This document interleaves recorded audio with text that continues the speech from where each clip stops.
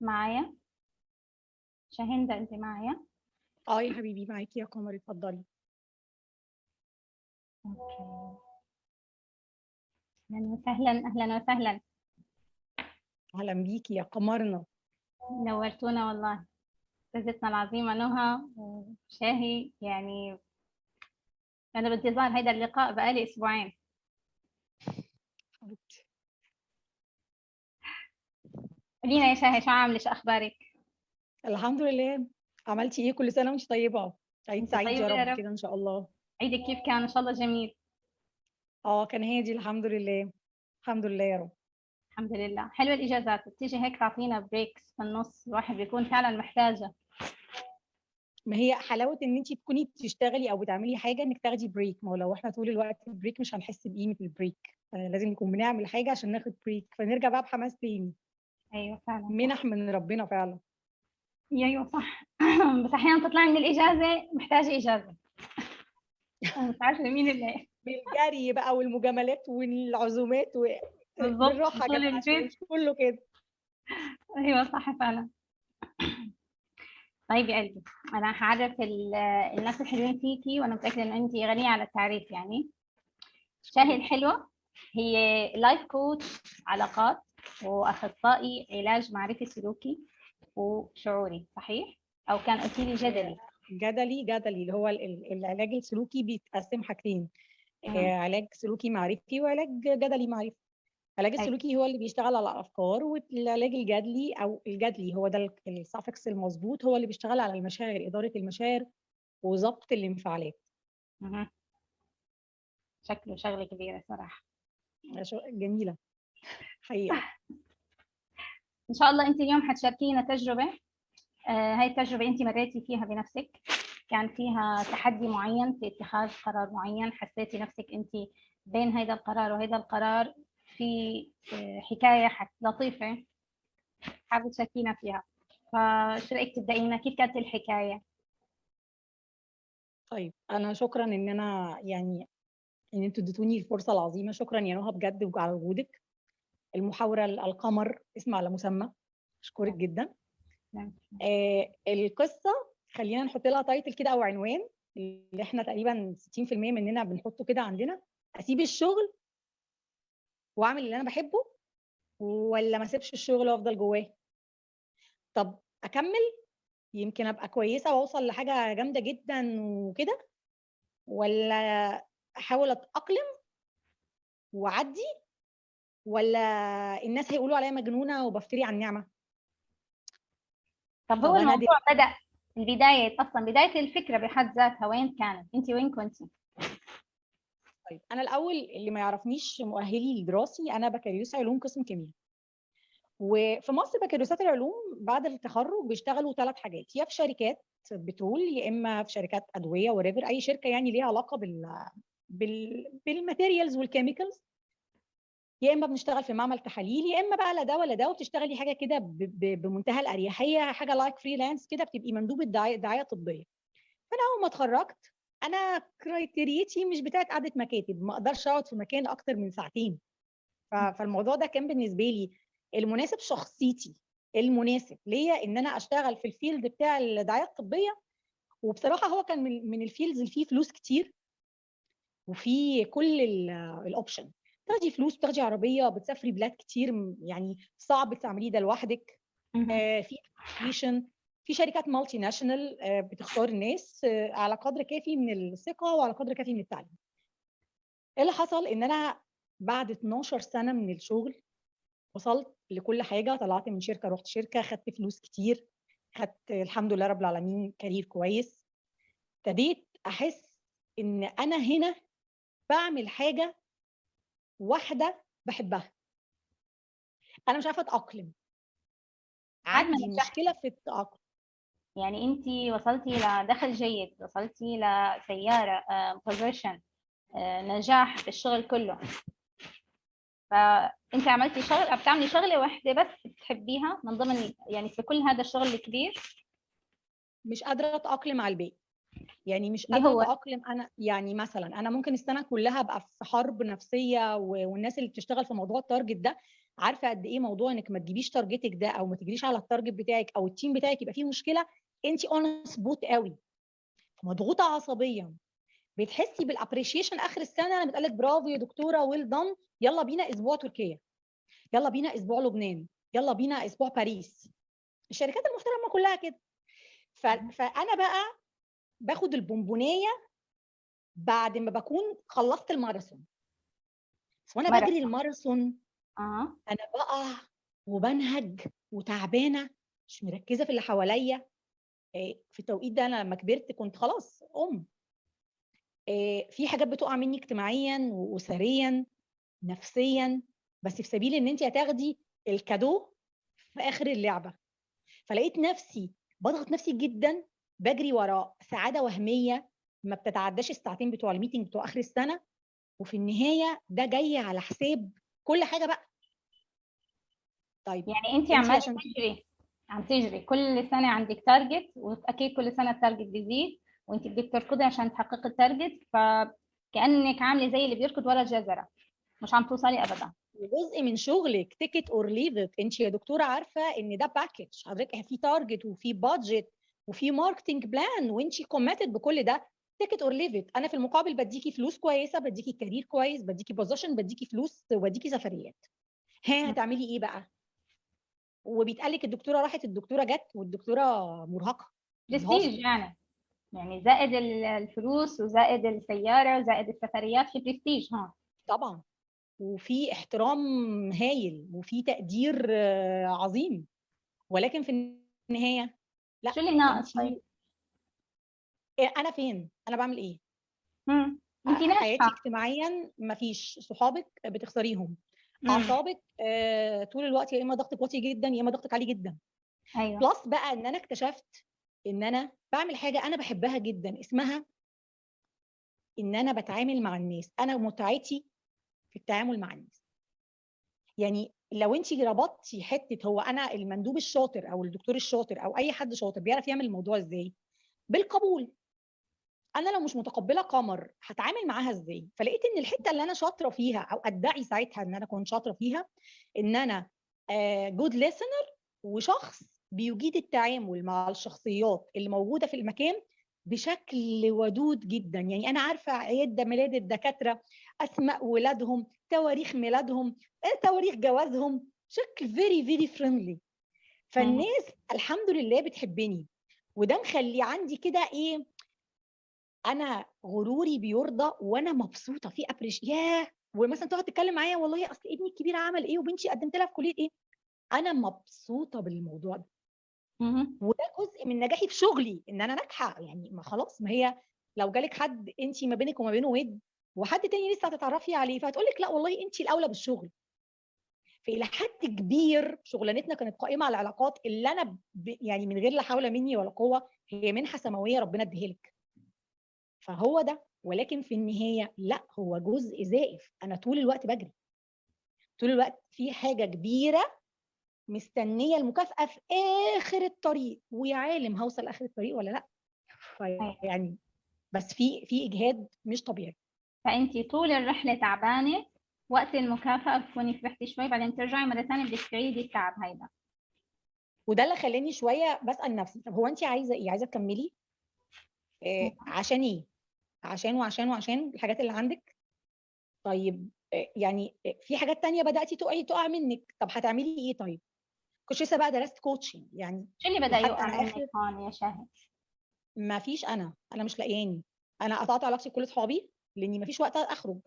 امم ابتديت ان انا اركز بس في ان انا اعمل اعلى بروفيت للناس اللي مستأمنيني على تارجت وعلى بادجت، ومستأمنيني ان الناس بتقولي في النهايه ويل دان يا دكتوره احنا معتمدين عليكي،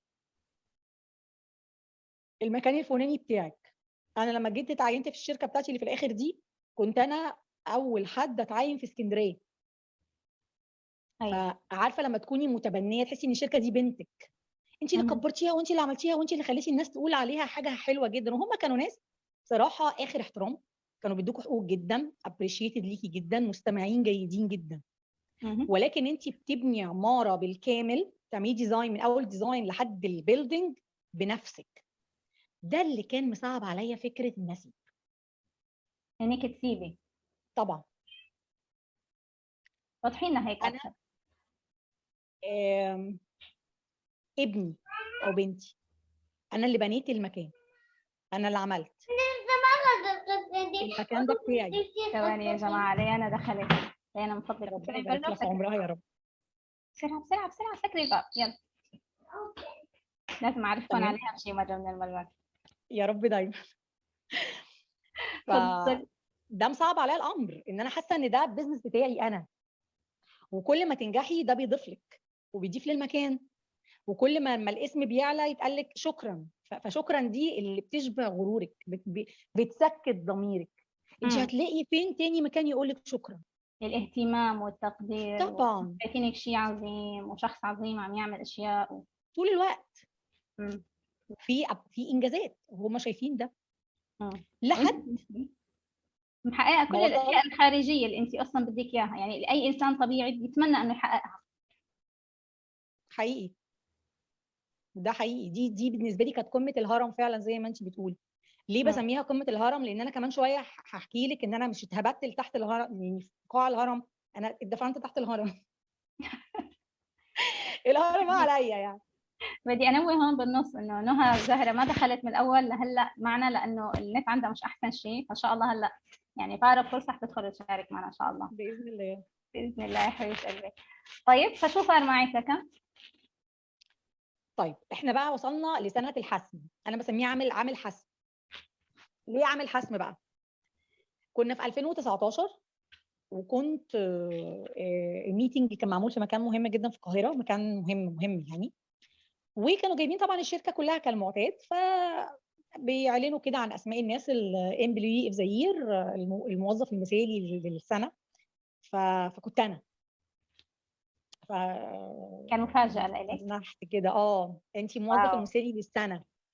تمام، مش بس انت ترقيتي، اعطوكي ترقيه واعطوكي ترقيه حلوه. مم. شكرا، لقيتهم جايبين لي كادو ذهب. اتفضلي يا دكتوره وشكرا وثانك يو سو ماتش. الشركه بالكامل طلعنا لبنان السنه دي. فكان سنه ما فيهاش اي نوع خالص من انواع التكدير، سنه حلوه جميله فيها كل ما تشتهيه الانفس. انا السنه دي زي ما يكون مصباح علاء الدين طلع لي في عز ما انا متضايقه وتعبانه وبفكر اسيب. لا، ده بيقول لك اهو انت موظف مثالي، اهو انت عندك هديه، اهو انت مش عارفه ايه.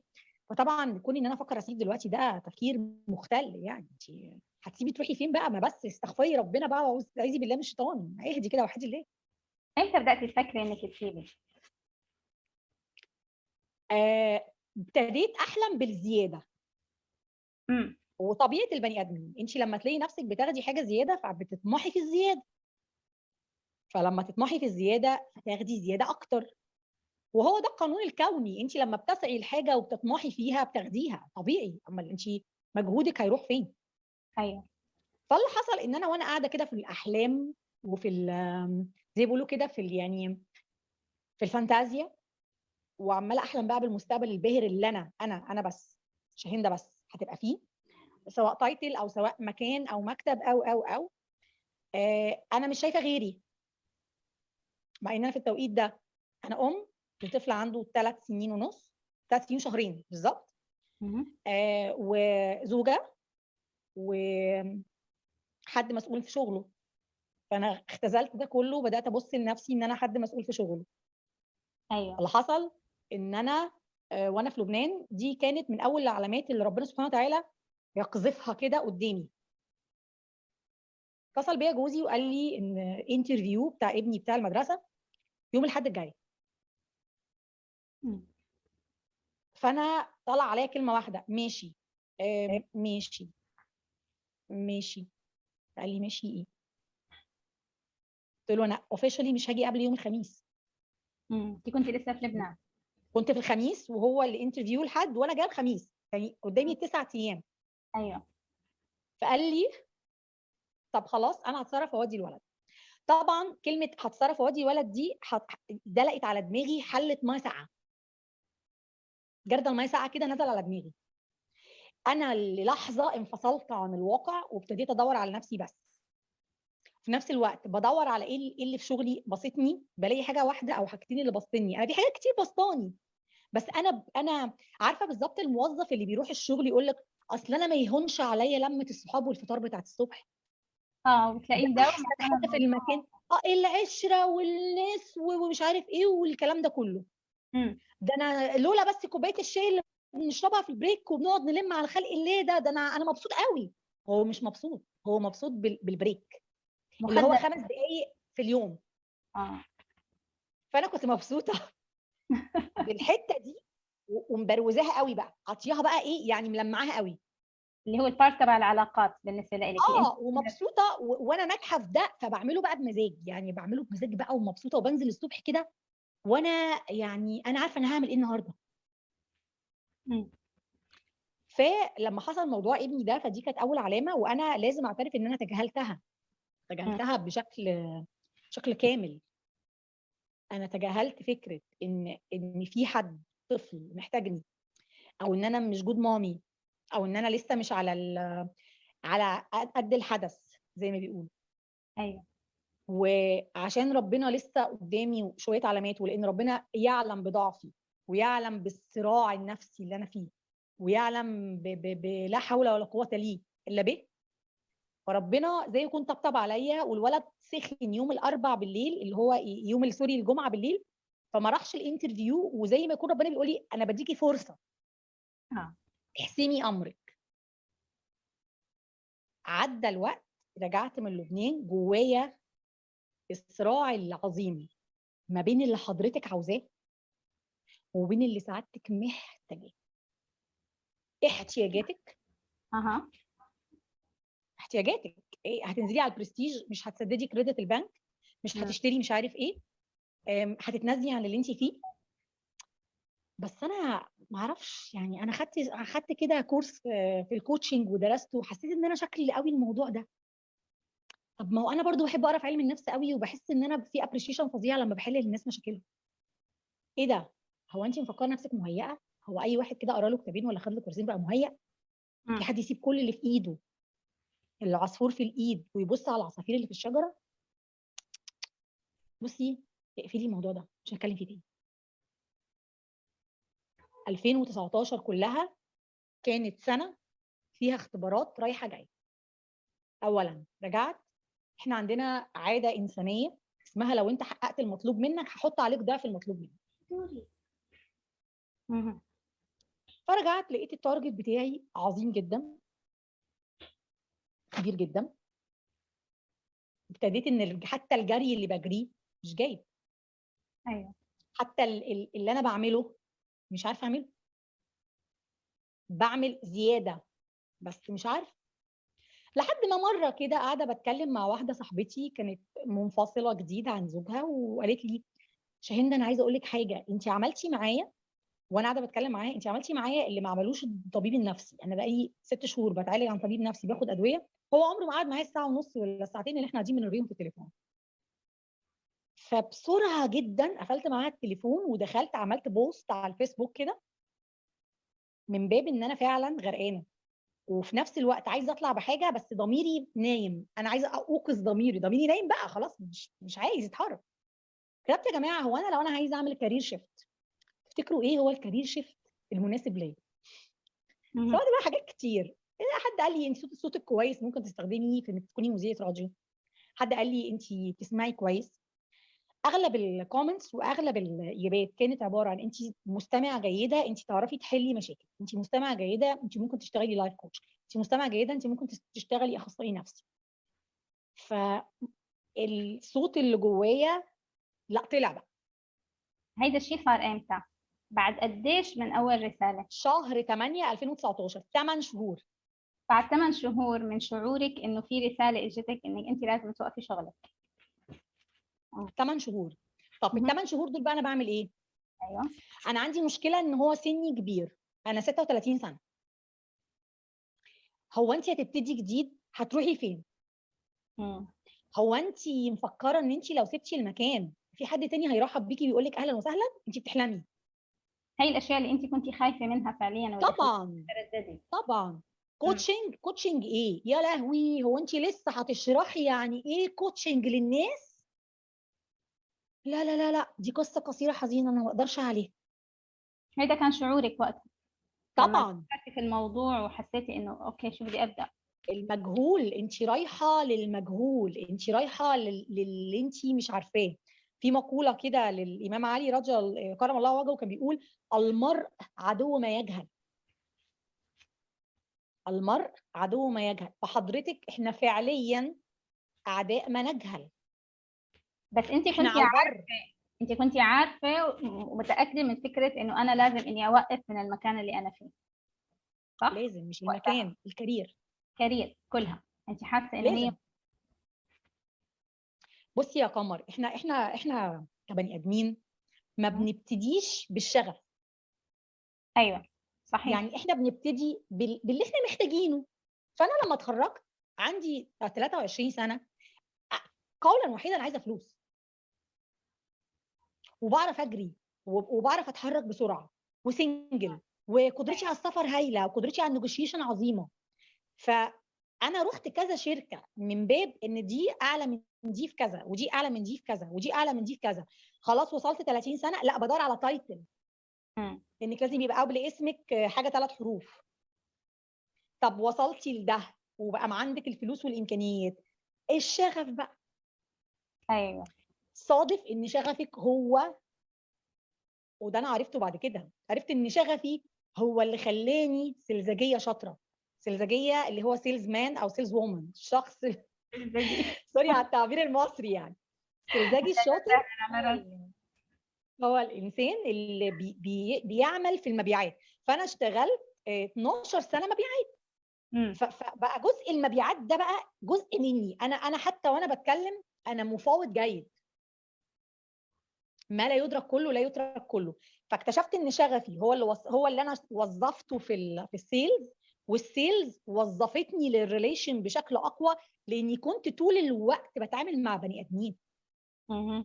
صيادله، دكاتره، تمريض، الناس في المخازن، الناس في كافيهات، ناس في CRM، ناس في سيستمز، ناس كومبيتيتور ليكي. تخيلي ان انت ممكن تكوني قاعده تكلمي مع كومبيتيتور ليكي هو معاه نفس الماده الفعاله، وانت وهو حبايب.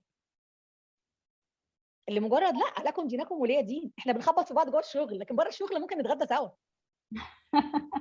وما اخذتي اي دورات في هذا الموضوع وقتها ابدا، يعني في العلاقات وفي التعامل مع الناس خدت كوتشنج، لا قبل وخدت كده. سيلينج سكيلز ايوه. او ادفانسد سيلينج سكيلز.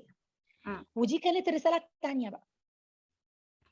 اللي هي خلاص كورس كده ادفانسد سيلينج سكيلز، وكنا عدينا 2019. يعني ده عدينا 2019 والسنه كانت سيئه من ناحيه الارقام. كان خلاص انا مقرره، طب السنه دي خلاص هقدم استقالتي. هو بس ال6 شهور دول يعدوا، طب بس نعدي الكريسماس، طب نعدي مش عارف ايه، طب تسويق. نشوف ما يمكن السنه اللي وراها تبقى سنه كويسه. وصلنا يناير 2020. طبعا 2019 كانت تحتوي على صراع نفسي ما بين اللي انا عاوزاه واللي انا محتاجاه. تحتوي على صراع نفسي ان انا عندي 36 سنه ومش عارفه اعمل ايه. مم. تحتوي على ان انا خايفه من المجهول، انا مش عارفه انا رايحه فين، هروح فين. طب افرضي ما نجحتيش في اللي انت بتعمليه، يبقى انت اسمك خسرتي كاريرك. طب هو ايه الانسب؟ ان انا اسيب المكان خالص، ولا الانسب ان انا اكمل واعمل باسيف انكم من التاني؟ طب الناس بتقول لي لا ما تسيبيش شغل، وانا شايفه ان انا المناسب ليا ان اسيب شغل. اسمع كلام الناس ولا اسكت واسمع كلام نفسي؟ طب اعمل ايه؟ فعلا وضع لما محيط. تلحقيش هتلاقي نفسك دخلتي في الشهر اللي وراه، مم. الكوارتر اللي وراه، السنه اللي وراها. دخلت بقى في anxiety disorder، اضطرابات اكل واضطرابات نوم. ابتدى مودي يبقى فيري سوينجي، وانت بزعق في اي حد. انت فاهمه انه هيدا كله بسبب انه انت ما حسمتي هذا القرار، ولا وقتها ما كان الموضوع واضح لسه؟ طبعا هو الصراع زي ما قلت لك باللي انت عايزاه وبين احتياجاتك. هتتنازلي، خدي بالك كل حرب وليها خسائرها. فانا عماله اقول لنفسي هو انت قد الحرب؟ انت عارفه انت هتعملي في نفسك ايه؟ انت مدركه انت هتعملي في نفسك ايه؟ انت واخده بالك انك هتسيبي كل حاجه؟ لحد ما خدت الادفانسد سيلينج سكيلز وكنت قاعده بتكلم مع الترينر في مساله كده عايزه احسمها، بس كانتش الشغل يعني. فقلت له انا مش عارفه اخد القرار. فقال لي جمله عظيمه، ودي كانت تاني رساله وبرضه تجاهلتها. قال لي ساعات البني ادمين لما تحب تمشي من مكان بيبقى التوقيت اللي هي ماشيه فيه يا اما هيتقال لها ثانك يو، يا اما لو القرار اتاخر شويه هتمشي من مكان برضه، بس احتمال تدفعي وقت وعمر وكمان فلوس. رسالة قوية كتير.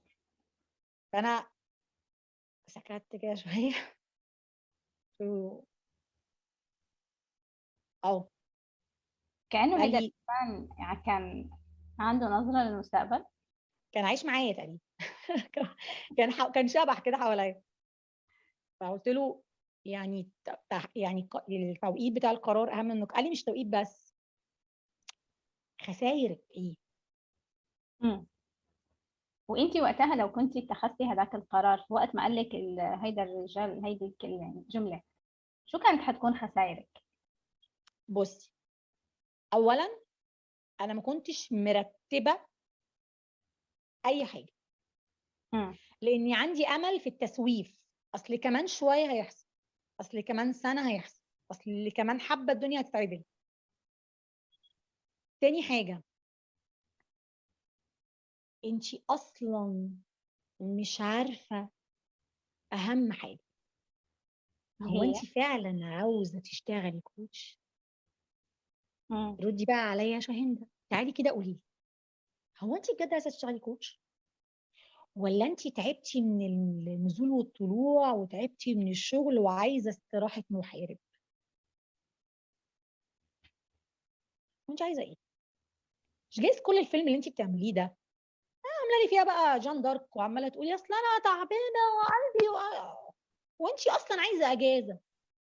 ما جايز لما تقعدي اجازه الدنيا تتحل يا ستي. احتمال تكوني محتاجه اسبوعين اجازه. فوقفت كده في ديسمبر 2019، كنت قبل السايكل بشويه، طلعنا سايكل كان في يناير، وقلت يا رب انا محتاجه لي كده شهرين ثلاثه اجازه. انا عارفه ان ده مستحيل، بس انا فعلا لازم احسم قراري. انا تعبت. وتقدرون فتضحك الاقدار. سبحان الله. انا لو كنت عارفه ان كمان شهرين في لوك داون، ربنا هيقفل لك كوكب الارض عشان حضرتك تاخدي قرارك، والله والله والله انا عمري ما اتخيل. مدعومة والله يا شاهد. والله العظيم ما اتخيل. امم انا وصلت لمرحله بقى ان انا من كتر الكذب على نفسي، هو انت بجد عايزه بقى تشتغلي في الكوتشنج والصحه النفسيه والمنتل هيلث، وعايزه بجد تبقي كوتش، عايزه تسمعي بجد؟ هو انت صدقتي نفسك؟ هو كل واحد بيسمع حد يبقى شاطر وجامد جدا واخر حاجه؟ هيدا ايه ده كان بجد؟ النفس تبعك. كان حديث النفس بقى. وان النفس لاماره بالسوء.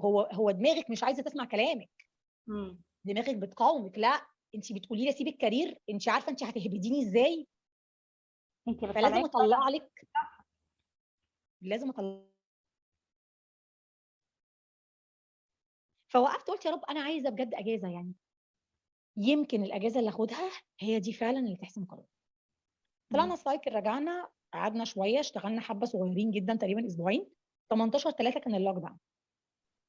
وانا انا يعني كنت بسمع الاخبار في التلفزيون وقاعده جنب جوزي وبضحك. فكان يقول لي تضحكي على ايه؟ اقول له سبحان الله، هي بتيجي بالظبط في الوقت، يعني مش وقتي، هي بتيجي في وقته. هو منزل لك حاجه بتاعتك، استغلها. فقعدت من شهر 3 لشهر 10، من مارس لاكتوبر في البيت. من شهر 3 بقالي لشهر ساعتها 10 6 شهور 7 شهور 7 شهور. بالكامل في البيت. مم. ال7 شهور بالكامل دول انا خلصت فيهم كورس الكوتشنج كامل، وخلصت فيهم الادفانسد كامله، وخدت CBT، وحاليا دلوقتي في 22 عدت CBT تاني. كنت بعمل سيشنز فري، لان في التوقيت ده الناس كان عندها ديبريشن مش طبيعي. كنت اللي اعرفه واللي ما اعرفوش بعمل له سيشن، وكنت ساعتها انا ديبريسد. ليه؟ انا كنت بقول لك من شويه ان انا كنت فوق الهرم. ايوه. انا لما قعدت في اللوك داون، الشركه كانت من الناس المحترمه قوي، اللي كانت فتره اللوك داون بيصرفوا لنا مرتباتنا بالكامل، وده شيء يعني اشكرهم عليه طول حياتي. جاء من اول 1/6، ودي كانت الموجه الثانيه في الكورونا، وابني كان صغير، ما كانش في مكان اودي فيه ابني، مفيش حضانات، الحضانات اتقفلت. فكنت قدامي اختيارين: يا تقعدي بابنك، يا تنزلي ويعني تشوفي مامتك او حماتك يقعدوا بابنك، بس الدنيا مش مضمونه. لو جيتي بكوفيد وحد فيهم لا قدر الله حصل له حاجه، اولا هعيش بالذنب طول حياتي، بلس ان انا كمان معايا طفل، فهوديه فين؟ هتمرمطي ابنك فين؟ فقررت ان انا مش هنزل، همد اجازه على حسابي بدون مرتب. بس كانوا مرحبين جدا، ان هم كانوا يعني شايفين خطوره الموقف. طب انا هون بدي اسالك، انت شاهي كان عندك شعور داخلي وحديث نفس انه كوتشنج وانا كيف يعني وهقعد احول حالي من قمه الهرم وابدا من الصفر في شغل جديد، وكان هذا الحديث شغال طول الوقت في عقلك وعمال يحبطك؟ شو اللي خلاكي بمجرد ما بدا كورونا او اللوك داون انك انت يعني تبداي في الكوتشنج وانت كنتي في حاله التردد هاي؟ شو اللي حرك؟ شو المحرك كان بالنسبه لك؟ شو اللي اولا خلاك ان انت قرارك؟ كل ما انت بتقعدي لوحدك، كل ما في حاجات كتير جدا بتبان لك. ثانيا، اراد ربنا في التوقيت ده ان انا عشان اخد الاجازه على حسابي لازم اعمل كل حاجه. انا قاعده سلمت عربيتي، ما باخدش مرتب، كريدت البنك فيه 226 جنيه. يعني فعليا كانك بداتي من الصفر، مفيش، خلاص فكأنك عايشة ديمو للوضع اللي ما سيكون مفيش. عليه. انا لو حد قال لي انت هتبقي معكيش فلوس، ومعكيش عربيه، وما معكيش تايتل، ما معكيش حاجه، انت قاعده كانك لسه ما اشتغلتيش، مش هقول لك اشتغلتي امبارح، ايوه. you have nothing، مم. ولا حاجه، actually ولا حاجه، مش باظت، يلا بقى it's a هيك new حسيتي start. وقتها؟ هي باظت، بس ربنا قفل باب ففتح بالناحيه الثانيه ابواب. مم. فلقيتني بدرس حاجات وكوتشنج كوتشنج كوتشنج، ويلا بقى بتكلم مع كل الناس. عارفه اللي بيعمل حاجه وهو سايب ايده، اللي عامل حاجه وهو خالع ايديه، فينا نقول اللي انك عامل حاجه وهو حاسس ان اللي بيعملها ياه. عارفه احساس انك مش عارفه عايزه بس اوصف حاجه. انا كنت لسه على ذمه الشغل، بس انا دلوقتي ضايعه. انا انسانه ضايعه وزعلانه، وما عنديش اموال، ما عنديش اي حاجه تاهلني غير الكارير الجديد اللي انا او مش دخلته، يعني اللي انا بدرسه وحباه. وحاسه ان انا بالظبط كده كاني عارفه اللي مامته معاقباه من هو ما بيخرجش، ومره واحده خرج فخربها فسح. ايوه. فانا حسيت ان انا اتفتح لي باب، وانا راكبه عجلات الباتيناج، بقيت بجري طيب. رايحه فين مش مشكله، مم. ايه اللي هيتقال مش فارق لي. في التوقيت ده كان في 2 معايا، قبل ما زوجي. تقولي لي الاثنين اللي معاكي، قولي لي المجتمع عمل فيكي ايه في اللحظه هاي اللي انت عم تعملي فيها هذا الشغل؟ هم كانوا باصين من الناحيه السكيور، ان انت تبقي ازاي فعلا حاميه نفسك من الكورونا. انت قاعده صح، قرار هايل، برافو عليكي انك قاعده ايه ده، برافو انت زي الفل. ايه القرار العبقري ده؟ انت قاعده في البيت وعشان ابنك وجوزك وحماتك ومامتك، انت هايله، برافو عليكي. مساء الخير يا جماعه، في واحده جوه مشرده ما معهاش اموال. لا، وبقى ايه بقى؟ واحده مشرده ومكتئبه وتخينه، ما انا باكل بقى، ما انا باكل. ففي تعويض غير طبيعي وفي فانتازيا، بس انا مبسوطه. بتسهري لحد الصبح بتقري في مقالات وبتسمعي في مش عارفه فيديوهات وبتعملي ايه. والله العظيم انا حاسه ان انا كنت محبوسه وكنت مكبوته وطلعت، اللي هو يلا بقى العالم اهو اهو، كني ما شفتش الشارع ما شفتش ناس. مع العلم انه كان لوك داون، يعني انت كنت في البيت لمده 6 شهور صح؟ انا كنت طول الوقت التليفون على ودني امم. من سيشن لسيشن، وكان اياميها هي ده التوقيت اللي طلع فيه الزوم. ايوه. فكنت الزوم ميتنج، يعملوا زوم ميتنج في الشركه اللي هو بس تمام. طب اعملي بقى زوم كده في سيشن، يا الله قرده بقى بتنطط ومنفعله وداخله بقلبي وحماسيه انثوسيستك قوي. فمن هنا بدات احس ان لا هو ده مكانك، بس انت كنتي موظفه ده، او ما صح انت متاقلمه مع ظروف شغلك عشان توصلي لاحسن حاجه. وهي برضو منحه سماويه، ربنا عطيلك منحه انك تعرفي تتعاملي مع السيلز مان او تتعاملي مع السيلز وومن اللي قدامك. فبتوظفي ده، تجيبي الحلو من هنا والحلو من هنا، فبتعملي اللي الناس عايزاه. لحد كده انا كنت حاسه خلاص ان هو ده مكاني، بس فاضل بقى الحته اللي هي بتاعت البازل بقى، لو حطيتيها اللعبه تدور. اللي هي شو؟ انت هتمتهني المهنه دي؟ هتمتهنيها؟ فلو الاجابه هنقع في الفخ التاني. طب والفلوس بقى هتجيب لك كام؟ فكش التاني. ده بعد ما درستي كشاشان كده طبعا.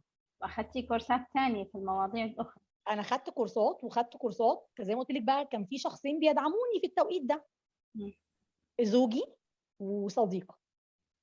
جوزي وصديقتي بالنسبه لهم ما كانش فارق انت هتعملي ايه، كان فارق هو ده مناسب، هو انت ترتاحي. وبعدين كانوا عايشين معايا بقى مأساة السوينج مود والعياط بلا هدف، والنرفزه بلا هدف، واضطرابات الاكل واضطرابات النوم، فهم عايشين معايا ده.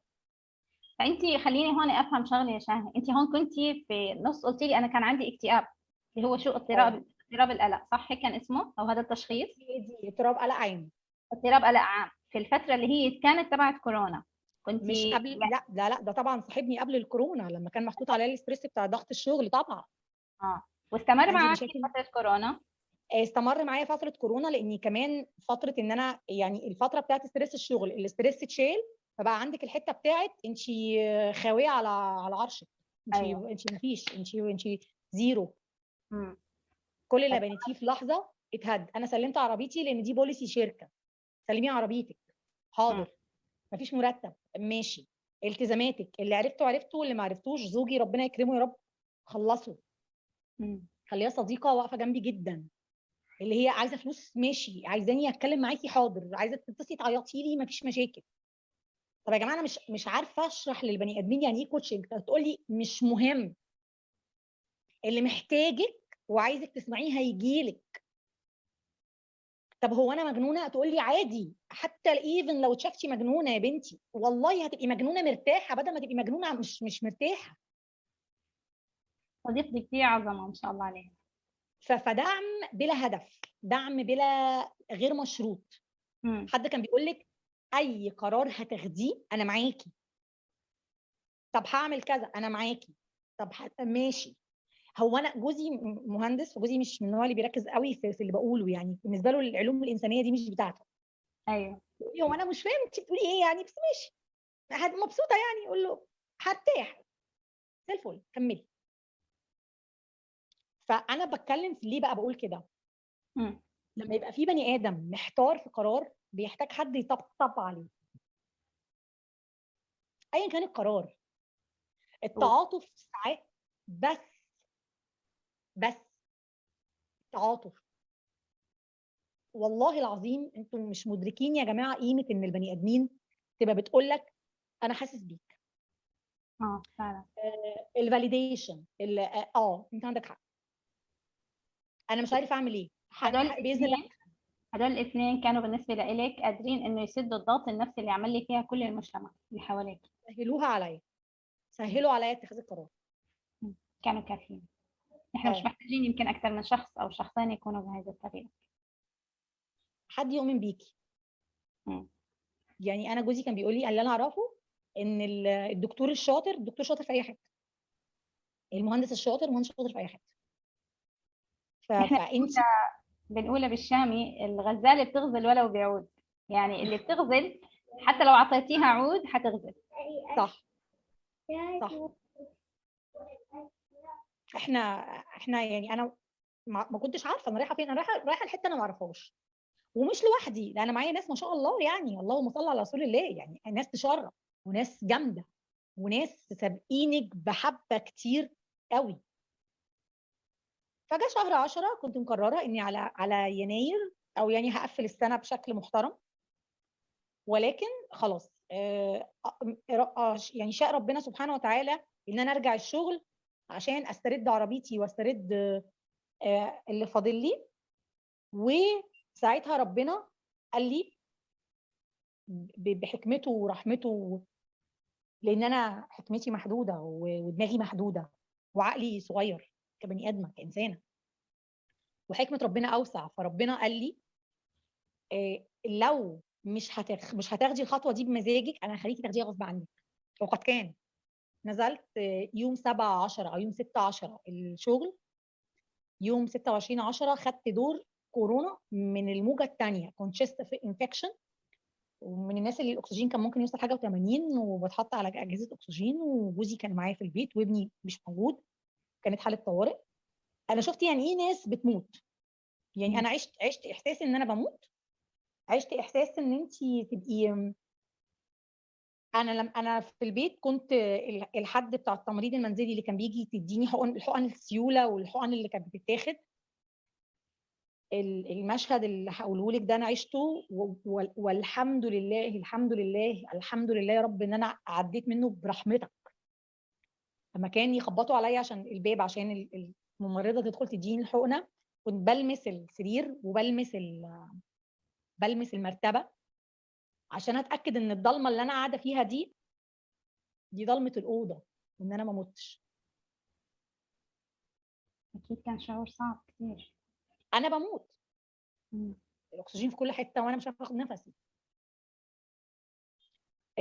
لاني نزلت واشتغلت وشغلي للاسف كان ليه علاقه قويه بادويه اللي ليها علاقه بالعنايه المركزه، لان هي كانت شركه كبيره في الكارير ده، شركه من الشركات المهمه في ادويه العنايه المركزه، الناس من اكثر الناس المهمه واكثر الناس المحترمه. فكنت بقعد امسك الحاجه عشان اتاكد ان انا عايشه. وساعتها كنت بفكر في حاجتين بقى، انا استفدت ايه؟ فلو انت دخلتي الدنيا وخرجتي، انت عملتي اللي انت عايزاه. وابني، انا ما كنتش جود مامي نف، انا كنت مشغوله قوي باللي هيحصل واللي هيحصل واللي حصل واللي الشهر الجاي هيتعمل، ده شغلي، الناس دي بتديني مرتب عليه. بس في حاجه تانية، ربنا فتح لك باب، قفل لك باب وفتح لك ابواب، ما بتستغليهاش ليه؟ ليه خايفه؟ وانا اكتشفت ساعتها ان انا ما كنتش بالشجاعه الكافيه. عارفه الكومفورت زون؟ هتروحي فين؟ خليكي قاعده. هو انت مهما عملتي هتوصلي لايه يعني؟ صحيح، يعني انت عم تلغي شيء صار لك فيه سنوات طويله. كم سنه ظليتي في 12 هذا الكارير؟ 12 سنه عشان تبداي من الصفر بكارير جديده، بدك كمان سنوات طويله تبني لنفسك فيها اسم. يا عالم، فهيدا العقل يعني طبيعي حيجي يطلع لك هيدي القصص ويحط لك ايش تقولي لي هو انت عملتيه صح ولا غلط؟ اقول لك ولا صح ولا غلط مناسب.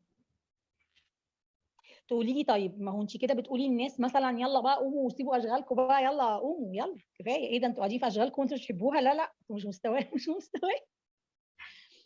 فاقول لك ان اها. فكره القرار المناسب ده هو ولا قرار صح ولا قرار غلط. في رب اسره، الراجل ده بيشقى وبيتعب في مكان مش حبه، ومكان متعب جسديا ومرهق، بس لو ساب شغله دلوقتي هو مسؤول عن 3 اطفال، لو مفيش بديل وبديل محترم هو بيجازف على حسابهم مش على حسابه. صحيح. فالمناسب ان انا الاقي حاجه مناسبه، ده المناسب ليا كرب اسره. انا كشاهنده لما سبت كان في دعم، في قرار مناسب، في خلاص كارير، انا اي ام دان. انت اوريدي قبل ام ما دان. تبداي الشغل كنتي خلصتي الكوتشنج وخلصتي العلاج المعرفي السلوكي وخلصتي كنت خلصت كوتشنج كورسين وخلصت السي بي تي. والسي بي تي طبعا كان بالنسبه لي مهم، ما كنتش قادره اتعامل مع ناس من غير ما اكون عارفه سيكولوجيه البني ادمين اللي قدامنا ونوع الاضطرابات اللي عنده. فانت كانك حضرتي نفسك، يعني انت ما كنتي عارفه اذا كنتي حتتخذي قرار الترك ولا لا لسه. فحضرتي وحضرت شهر 10 خلصت، رجعت الشغل شهر 11، دي كان اخر عهدي بالمكان. 5/12/2020 دشنت الصفحه، عملت صفحه الكوتشنج، ما كانش فيها اي حل من دراستك. وانا بكريت الصفحه فاستوقفتني جمله. جلال الدين الرومي كان كاتب واعلم انك اذا بدات الرحله سيظهر لك الطريق.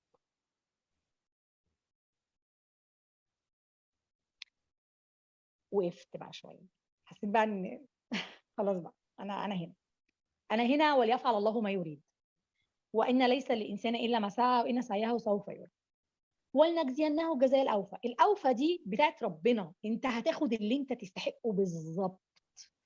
سعيت هتاخد على قد سعيك، اجتهدت هتاخد على قد اجتهادك، عملت حاجه غلط هتاخد برضو على قد الحاجه الغلط. فالفيصل ما بيني وما بينك ايه؟ انت مش كنتي شاطره في شغلك عشان انت شاطره يعني ونازله من السما، عشان انت مفيش احسن منك؟ لا، عشان كنتي بتجتهدي. خلاص يا ست الكل بقى اجتهدي في اللي انت بتعمليه. كنا في ديسمبر، حصلت مشاده صغيره ما بيني وما بين مديري، سبحان الله قدمت استقالتي اتقبلت. وهنا المفاجاه، الناس يا جماعه اللي بتقول الشركه بتقف على حد، الشركات ما بتقفش على حد، والاماكن عندهم خطه. كل كيان كبير زي الكيان الكبير اللي انا كنت شغاله فيه، وكل شركه كبيره زي الشركات المحترمه الكتيره، وكل مكان كبير عنده ناس شغاله عندهم بلان A وبي وسي لحد الاخر الالفابت. الوحيده اللي ما عندوش بلان حضرتك. طيب انت هون شو كان تصورك لو كنت تركتي الشغل؟ شو كنت متوقعه انه ممكن يصير يعني؟ وكان الشيء هيدا موقفك؟ هم اتقالي فكري شويه. طب مش قادره افكر. طب بالتوفيق. السمبل از انا لو كنت عارفه ان هي السمبل از كنت خلصت من بدري بصراحه. ما كنتش عارفه كده. فده بقى نور في دماغي لمبه ان يا جماعه والله العظيم هم فعلا كيان كبير، فهم عندهم بلان. يا ستي مش استقاله شاهنده، لا قدر الله موت شاهنده. لو حد مات، هل الحد اللي بيموت ده مكانه بيبقى فيكنت؟ لا، بندخله على حته ثانيه، في شخص تاني بيحل محله لحد ما بنجيب بني ادم تاني. مفيش مكان، ايا كان المكان ده، ايا كان المكان ده ما بيقفش على الاشخاص. ومن هنا يا جماعه والله العظيم مفيش علاقات بتقف عشان احنا عاملين دور المنقذ. انا كنت بلعب دور المنقذ، انا مش منقذ يا جماعه، انا لازم انقذ نفسي. الشخص الوحيد اللي كوميتد بالانقاذ حضرتك، لان هو عنده بلان. قصدك يعني انه انا انقذ نفسي واركز فيها؟ طبعا انت الاولى، مش انانيه. حبك لذاتك مش انانيه، تقديرك لقدراتك وتقديرك للعقل اللي ربنا منحهولك. وزي ما قدرتي تنجحي هنا هتقدري تنجحي هنا. انت عندك مقومات النجاح كبني ادمه، وداخله كارير بكامل ارادتك. هاي نقطه كثير مهمه، موضوع كلمه انه مش انانيه. لانه في كثير ناس بيفكروا انه لا، لما انا بدي افكر في نفسي واقول لا للتانيين انا بكون شخص اناني. للاسف يعني مفهوم الانانيه عندهم غلط. حتى حصل مره اني بسال صديقه بقول لها انت في الطياره جهاز الاكسجين حتحطيه لك اول ولا لابنك؟ قالت لي لا لابني. قلت لها لو حصل لابن، لو وتوفيتي وحصل لك اي شيء هذا حيقدر يعيش؟ قالت لي لا. قلت لها لو حطيتي الاكسجين وتوفى الولد انت حتقدري تعيشي صح؟ ففي نفسين راحوا. اما انت لو ضليتي عايشه وانقذتي نفسك ففي نفس واحده هي اللي راحت فتنحت هيك. يعني كان مفهوم الانانيه بالنسبه لها يعني عاطلي غلط. انا مش ما كنت فاهمه هيك. تربيتنا احنا متربيين على حته في فرق ما بين الايثار يعني انا بميزك عن نفسي، وما بين ان انا جايه على نفسي. ايوه صح، في شعره. في ايثار، يعني انا معايا بسكوتيه وواحده احديها لابني، لا ضرر ولا ضرار، ده ايثار. لكن لو في حاجه فعليا خليني اجي على نفسي واتهان. اعمل كده ليه؟ ده ما اصبحش اثار يا فندم، ده كده اصبح تجاوز في حق نفسك. ايوه. وهل انت لما تكون انسان تعبان هتبقى برودكتيف؟ لا. طب يا شاهي ختاما، لو في حد هلا واقف مكان شاهي وعايز يتخذ قرار بين كارير صار له فيه سنوات وبين كارير جديد لسه في المجهول، لسه بيبدأ من الصفر، شو تنصحي؟ انصحه بيشوف ايه الانسب ليه في التوقيت ده، مش كمان سنه. الكارير اللي انت عايز تدخل فيه ده انت كواليفايد فيه؟ طب بلاش كواليفايد، انت عايز تدرس فيه ولا اللي هو خلاص انا خدت لي كام معلومه فشكرا انا بقيت حلو كده فهكمل؟ طب انا معاك انك عايز تسيب شغلك دلوقتي ولا تعمل بلان انك تسيب شغلك لما اعمل حاجه. التسويف مش هيفيدك، البلان هتفيدك. اصلك السنه الجايه انا كنت بعمل كده، السنه الجايه طب الكوارتر اللي وراه، طب اخر السنه، طب حلو قوي قوي قوي خلصت اخر السنه اترقيت اوبا، طب استلمت عربيه خلاص بقى يا جماعه لما ابقى اخلصها. اغراءات اغراءات اغراءات. طب هنروح نفتح مكتب مش عارف ايه لما ابقى رئيس مجلس اداره. طب وبعدين الانسب ساعتها زي ما الراجل كان بيقول لي، لو اخترتي توقيتك صح مش هتغرمي كتير. انا لما سبت كنت كوميتد ان انا اسدد العربيه، كنت كوميتد ان انا اعمل حاجات كتير محتاجاني فلوس كتير، كنت كوميتد ان انا معلش انا كنت محتاجه ادرس تاني، انا ما كنتش كواليفايد انف، كنت كويسه بس كنت في احسن.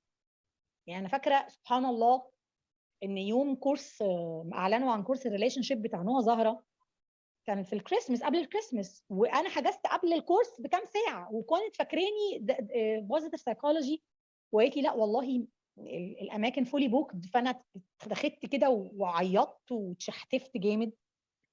وبعدين قلت لها لا انا مش دارسه بوزيتيف سايكولوجي، لا لا انا ريليشن، فقالت لي ايوه لا ده لسه في اماكن. فسبحان من يسر البني ادمين سبحان. وبعدين خدي بالك في علامات من عند ربنا لو تجاهلتها ما تلومش غير نفسك. انا قعدت سنه وشهرين بتجاهل علامات ربنا. فالجمله اللي كانت دايما بسمعها عن عمرو خالد، وكان اول مره اسمعها لما دكتور عمرو خالد قالها، كان بيقول اللهم اجعلنا عبيد احسان لا عبيد امتحان. انا كنت عبيد احسان لحد اللوك داون، بقيت عبيد امتحان لما ربنا قال لي نزولك من بيتكم هيجيب لك كورونا ومره جايه هتموتي. ما كانش في حل تاني غير ان انا امتثل للي ربنا قاله لي. ربنا قال لي انت عندك مشكله عائليه، احتمال كبير الولد ده ما يكونش احسن حاجه وانت هتخسري استثمارك، تجاهلته. الشخص اللي ما يعرفنيش قال لي القرارات البدري بتجنبنا مشاكل، وفعلا كانت بتحصل مشاكل كتير جوه المكان عادي، سمعت وطنشت. اللوك داون اللي خسرك كل حاجه، فلوسك عربيتك صحتك مش عارف ايه، لا. فربنا لانه خلاص بقى انت ما استجبتيش لرسائله العاديه، فراح جاي ده حطك في الامتحان. ها ايه رايك؟ جربتي تموتي؟ جربتي يبقى الاكسجين حواليكي في كل مكان بس انت مش عارفه تتنفسي؟ ومن هنا انا اتحولت لعبيد امتحان. فاي علامه دلوقتي باخدها بمحمل الجد، يا ترى ربنا عايزني اعمل ايه؟ الكورس بتاع الريليشن بتاع نوها زهره ده كان علامه. اهو اهو انت عايزه هنا روحي هنا، ادخلي هنا. انا لو حد كان قال لي من السنه اللي فاتت ان انت خلال سنه هتاخدي ريليشن شيب وتبقي سيرتيفايد وتتعرفي على بني ادمين في حاله الوعي الكامله اللي احنا فيها، احنا ال 40 انسان اللي على الجروب دول، اقسم لك بالله كنت هقول له انت بتهزر معايا ولا عندك وقت بتضيعه ولا ايه؟ انا لما اشوف نفسي دلوقتي حد بيقول لي على فكره انا شفت اللايف الفلاني واثر فيا الجمله الفلانيه، نيتي بقى، انا نيتي لما سبت المكان ان انا ابتدي حاجه جديده اطلع فيها شغفي. بعد ما خدت الكورس بتاع نوع بقت نيتي لما عرفت مبادئي، لما عرفت قيمي. مهم انك تكون عارف قيمك. انا قبل الفتره دي ما كنتش عارفه قيمي. انا من ضمن قيمي الميكنج ديفرنس، صنع الفرق. فكل ما بتجددي نيتك وبتخليها واضحه كده قدامك وحطاها وشايفاها، ربنا بيديكي على قد النيه دي، ويبقى في برودكتيفيتي هنا اهو. شاهندة قمر بتكلمها، عشان شاهندة اكيد عندها كلمه واحده في كل الساعه اللي احنا بنتكلم فيها دي، واحده بتسمعنا او واحد بيسمعنا، لعل الله يحدث بعد ذلك امرا معاه، خد الكلام يمكن. هي دي نيتك. طب حصلت او ما حصلتش عند ربنا، ما عندكيش حاجه تحكميها. ايه الانسب؟ واستفتي قلبك. تتجاهلش العلامات، ارجوكم ما تتجاهلوهاش. طب خليني انا اقولهم بسرعه. اول شيء انت قلتي انه اول شيء لازم تتاكد انه انت كواليفايد. عشان انا انتقل من وظيفه لوظيفه لازم اول شيء اتاكد انه انا كواليفايد. ثاني شيء اني انا اعمل خطه للموضوع، مش اسوف. كل ما اسوف انا بكون عايش عمالي ااجل وعمالي اضطر اني ادفع بعدين فلوس او وقت او جهد. طيب ثالث شغله كانت انه اختار التوقيت الصح. رابع شغله كانت حضر نفسك. خامس شغله انتبه للعلامات والرسائل اللي عم تيجي من رب العالمين. سادس شغله حدد نيتك وخليك عمال تجددها طول الطريق. سابع شغله اعرف قيمتك او قيمك في الحياه اللي هي بتحركك. واخر شيء استفتي قلبك اللي هي الثمانيه. عظيم، الله ينور عليكي. حابه انه تضيفي عليهم شيء؟ عايزه اضيف ان انت خليك محاط بدايره داعمه. دائره داعمه.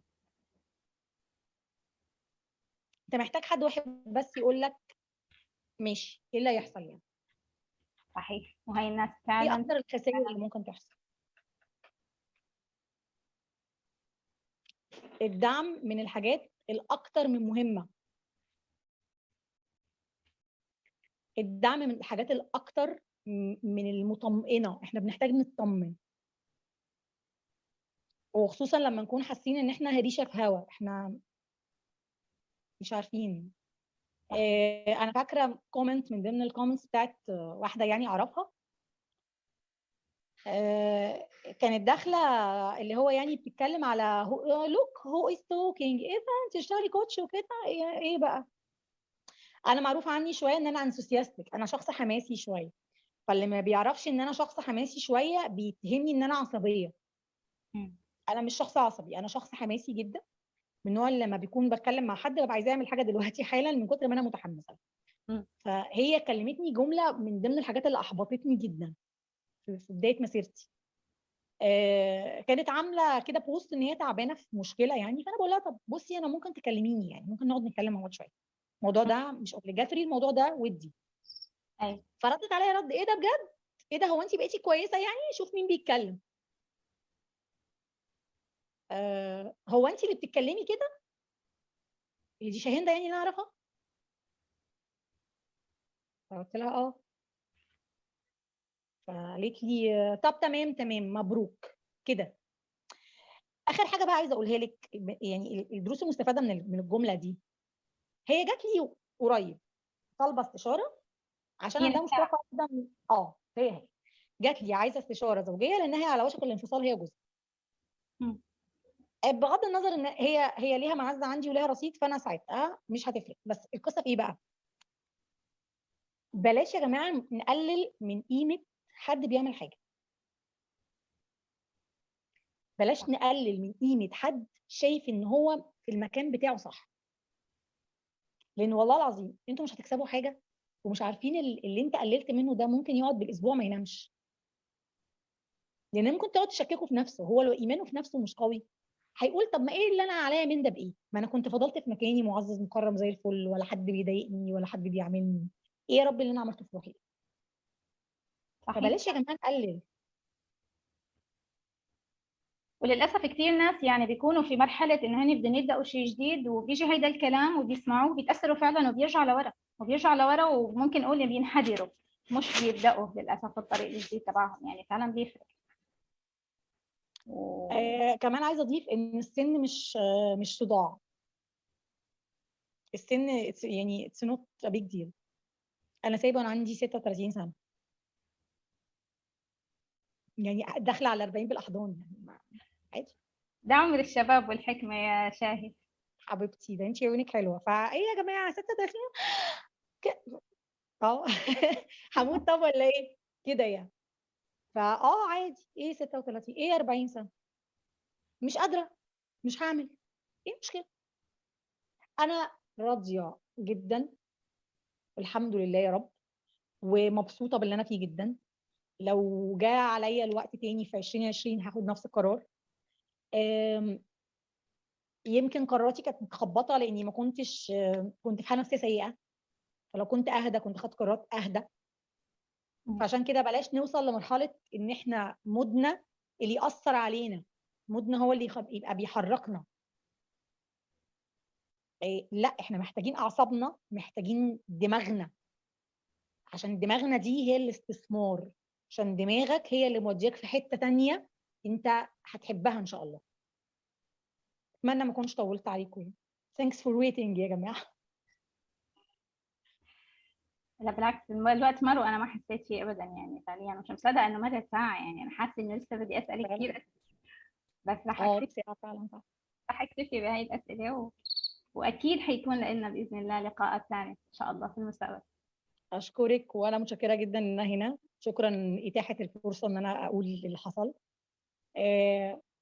باذن الله اللي جاي لكل الناس كويس، بس يعني هي مساله بس وقت. اللي واخد قرار هياخده، واللي ما خدش هياخد قرار. بلاش نصربع نفسنا، لسه في وقت.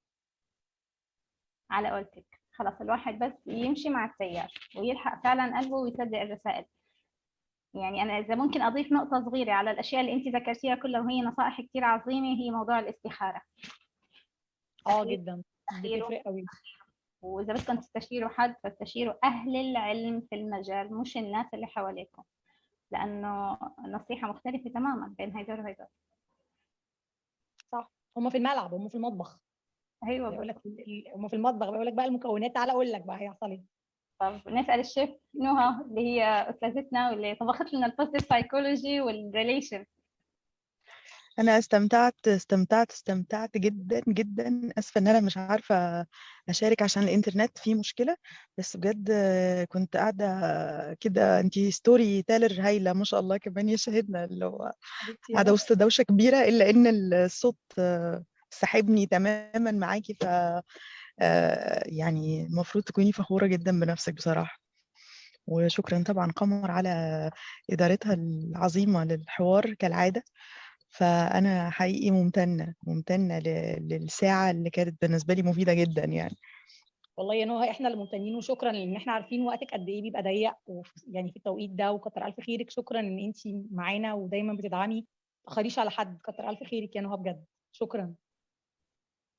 فعلا والله يا نهى، يعني شكرا كثير لوجودك. انا عارفه قديش الموضوع صعب وانت في اجازه يعني، ومع هيك اعطيتينا من وقتك، يعني كثير ممنونين لك. هي تقريبا في حاجه في الكونكشن، بس احنا برضو بنشكرها يا جماعه لان هي دايما معانا، هي ما بتاخرش بصراحه. احنا واخدينها من اجازات واعياد واخدينها دائما وابدا بصراحه. حبيبه قلبي والله، حاولت تظبط جدولها علشاننا، والله الله يعطيك العافيه يا رب. اللهم امين يا رب. انا اخر شيء بس حابه اسال السؤال، وحارجع اكتبه بعدين في بوست. السؤال هيدا اللي حيجاوبنا عليه زي ما جاوبت عليه شاهي بالضبط، حيكون له جلسه كوتشنج مجانيه ان شاء الله. نحن حنختار اللي جاوب الجواب الصح، واللي عمل اكثر شيء شير وكومنتس على اللايف. انتظر انه نتواصل معكم. السؤال هو: شو النصيحه اللي قدمتها شاهي لشخص واقف بين طريقين، كاريره اللي هو فيه حاليا وبدايه جديده؟ ناطرين منكم الجواب، وبتمنى من كل قلبي اذا عندكم اي ملاحظه، اي تعليق، اي فكره حاسين انه نحن ممكن نقدمها، اي اقتراح، بليز شاركونا فيه، لانه حيفرق معنا كثير في تطوير المحتوى، في انه نقدم شيء مناسب للناس وشيء ممكن يوصل للقلوب. شكرا لوقتكم، ساعه طويله. اذا وصلتوا معنا لهيدا الوقت فانتوا يعني شديتوا بكلام شاهي اكيد زي ما انا شديت، وبتمنى انه يكون فرق معاكم ونبت او حط بذره صغيره في مكان ما رح تنبت ان شاء الله تعالى. شكرا ليكي، شكرا جزيلا، شكرا يا نهى، شكرا يا قمر، شكرا ليكم من قلبي. شكرا لك. تصبحي على الف خير. تصبح على خير يا قلبي. اتفضلي.